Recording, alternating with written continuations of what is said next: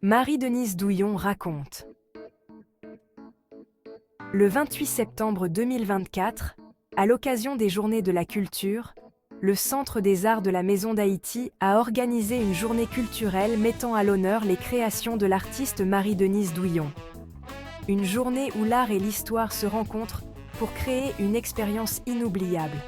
L'exposition de proverbes illustrés de Marie-Denise Douillon, une artiste reconnue pour ses œuvres vibrantes et expressives, Marie-Denise Douillon raconte.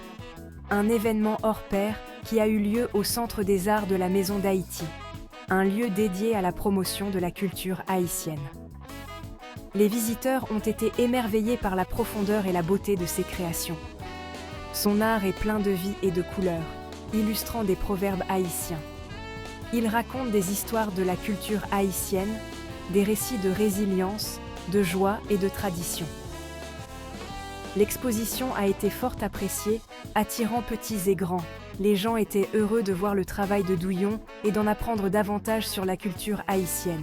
Ils ont pu discuter avec l'artiste et comprendre les inspirations derrière ses œuvres. C'était une célébration de l'art et du patrimoine, une immersion dans l'âme d'Haïti. La soirée, animée par des échanges culturels, de la musique et de la danse, restera inoubliable. Puiser dans la source de la culture.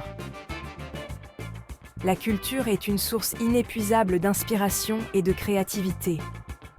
L'inspiration de Douillon vient des proverbes. Elle puise dans les fables, les contes et les proverbes du monde entier. Ces narrations résonnent profondément avec ceux qui les voient. Elle est inspirée par les proverbes haïtiens.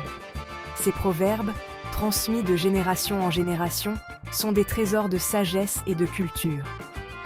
Le proverbe haïtien « Deux taureaux ne peuvent cohabiter en un même pâturage » avait profondément inspiré Marie-Denise Douillon. Pour elle, il évoquait la rivalité et les luttes de pouvoir, notamment dans les contextes politiques et sociaux d'Haïti. Elle a interprété ce proverbe comme un rappel poignant des conflits qui surgissent lorsque deux forces puissantes ou dirigeants cherchent à occuper le même espace sans compromis. Marie-Denise s'était également appuyée sur l'histoire de Toussaint Louverture, figure emblématique de la Révolution haïtienne, pour enrichir sa réflexion. Ce proverbe trouvait écho dans le parcours politique de Louverture, qui avait dû faire face à d'autres dirigeants et opposants dans sa lutte pour l'indépendance d'Haïti. À travers son art, elle avait voulu illustrer non seulement les tensions entre les individus ou les groupes, mais aussi l'idée que ces rivalités, bien que destructrices, peuvent parfois être le moteur de transformation majeure. Un voyage à travers des contes vivants. Ce voyage nous emmène à travers des histoires captivantes et des œuvres d'art fascinantes. L'exposition proposait une visite guidée pour aider les visiteurs à comprendre la démarche de Douillon. Chaque pièce racontait une histoire unique, pleine de vie et de culture. Marie-Denise Douillon a partagé ses récits pour enfants sur la culture haïtienne et a expliqué la signification de certaines traditions culturelles. Les visiteurs étaient captivés par la narration et les détails historiques. L'œuvre des taureaux jouant du tambour illustrait une kumbite, un mot créole prononcé combite qui fait référence au travail collectif. Ce narratif intriguait les visiteurs et les invitait à questionner la démarche de l'artiste. Dans un style bédéiste, Marie-Denise Douillon nous révèle des scènes de l'occupation américaine en Haïti en 1915. Chaque tableau capturait cette période de l'histoire avec humour. Donner vie aux histoires. Il y a eu une mise en scène théâtrale avec l'artiste Joe Pitts d'Orsainville et Réginald Bonga de la narration Léo Caco, le taureau héros, lors de l'exposition. Ce moment plein de magie et d'humour a enchanté petits et grands, les transportant dans les aventures audacieuses du célèbre taureau haïtien à la robe couleur bonbon siwo. Les gens avaient l'impression d'être dans l'histoire.